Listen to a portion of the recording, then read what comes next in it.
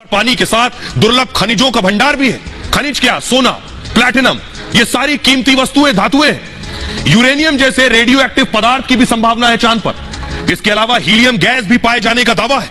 यह खनिज और गैस का जिस भी देश तक पहुंच जाएगा वो देश के वारे न्यारे हो जाएंगे। उसे अपनी ऊर्जा को बढ़ाने में बहुत मदद मिलेगी, मतलब सामरिक रूप से भी उसकी ताकत और बढ़ेगी।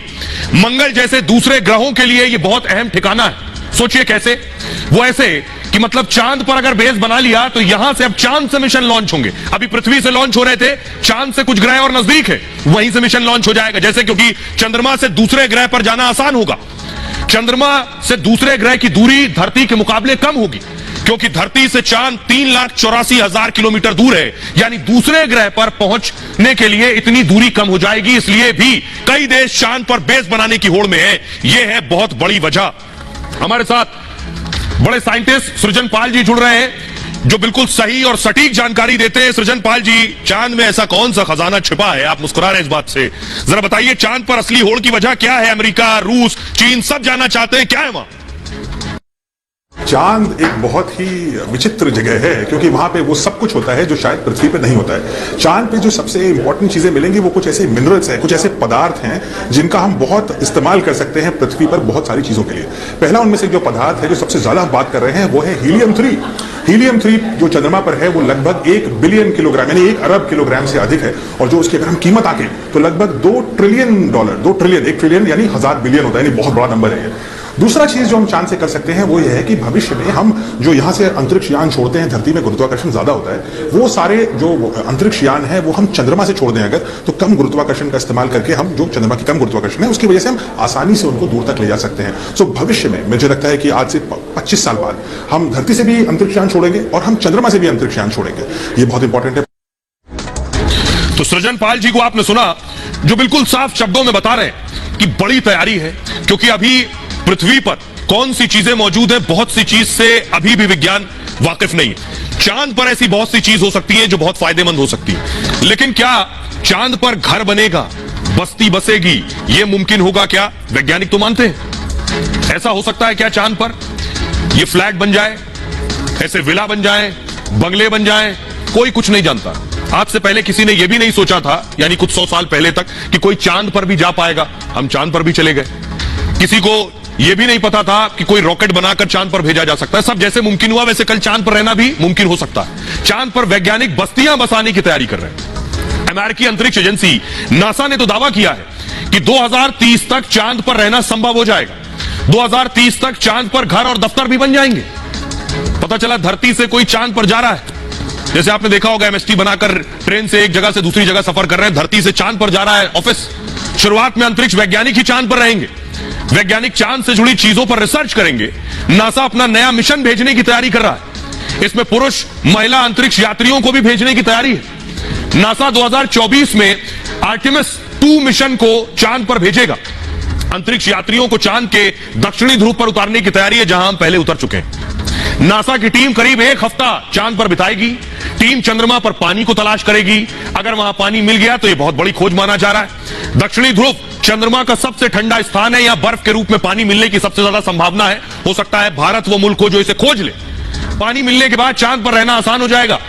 पानी से रासायनिक प्रक्रिया से ऑक्सीजन बनाई जा सकती है। पानी और ऑक्सीजन जिंदगी के लिए सबसे ज्यादा जरूरी है। पानी ऑक्सीजन मिल गई तो फिर इंसान तो खेती भी करने लगेगा।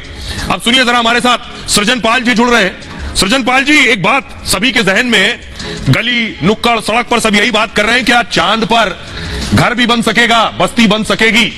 आने वाले जो भविष्य है उसमें बहुत सारे देश इसकी ओर अपना टारगेट कर रहे हैं कि अगले 30 साल या 35 सालों में हम चंद्रमा पर एक परमानेंट बस्ती बसाएं। यानी एक तरीका ये तो ये है कि हम कुछ दिन लोगों को वहां जाएं, लोग 2-4 घंटे, 1 आध दिन वहां बिताएं और वापस आ जाएं। That's like a tourism. वहां उनको स्पेस सूट पहन के रहना पड़ेगा, वो तो शायद जल्दी हो जाएगा। लेकिन अब 35 साल बाद शायद हम एक परमानेंट वहां पे एक तरह की बस्ती बसा सकें जहां पर लोग हमेशा रह सकें। उसके लिए हमें क्या करना होगा? उसके लिए दो चीजें तो देखिए चंद्रमा में प्रॉब्लम है। एक तो तापमान बहुत कम होता है, दूसरा वायुमंडल नहीं होता। तो इसका मतलब यह है कि हमें सबसे पहले चंद्रमा पे कोई ईंधन ढूंढना पड़ेगा। वो पानी से निकल सकता है, पानी से आप हाइड्रोजन निकाल सकते हैं, या मैंने आपको बताया हीलियम-3 यूज कर सकते हैं, वो भी चंद्रमा पे मौजूद है। उस फ्यूल से का इस्तेमाल करके हम चंद्रमा को गर्म करेंगे, उसकी रेगोलिथ जो उसकी मिट्टी होती है उसको गर्म करेंगे। जब उसकी मिट्टी गर्म होती है तो उससे ऑक्साइड्स निकलेंगे, यानी ऑक्सीजन निकलनी शुरू हो जाएगी और भी गैसेस निकलेंगी। इससे चंद्रमा का वायुमंडल बनना शुरू होगा। उसके बाद हमें चंद्रमा के आसपास बहुत बड़े बड़े चुंबक उसके ऑर्बिट में डालने पड़ेंगे, जिससे कि जो सूर्य की किरणें आती हैं, जो सूर्य से रेडिएशन आती है, वो उसको दूर हटा पाए और इंसान के रहने योग्य बना पाए। आखिरी चरण पे जो उसकी मिट्टी है, रेगोलिथ है, हमें उसको कुछ ऐसा करना होगा केमिकल, जिससे कि वहां पर पेड़ यानी पेड़ पौधे उग पाए, जो हम खाना खा पाए।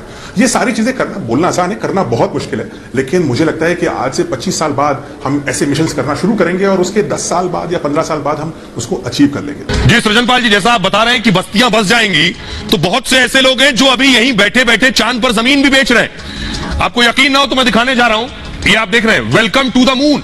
फुल स्क्रीन लीजिए जरा।